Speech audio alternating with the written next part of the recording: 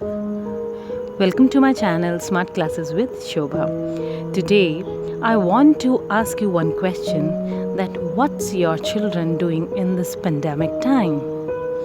If your answer is that they are staying at home and doing nothing, then this video is specially for you. Today I am come up with one online PD course, that is personality development course for kids, which includes English speaking classes, moral classes, and personality development.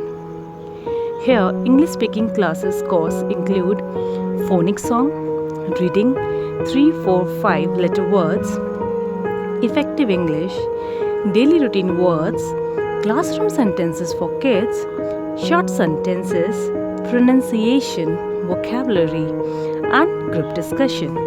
Whereas in personality development, it includes classroom manners, how to dress up, body language, greeting, introductions, flashcard, confidence, basic makeup, and hygiene. Now, I would like to tell you about the moral classes course, which includes moral through storytelling, motivation, extempore, reading practice, good manners, good touch, bad touch, playway method for kids, extracurriculum activity, telephonic conversation.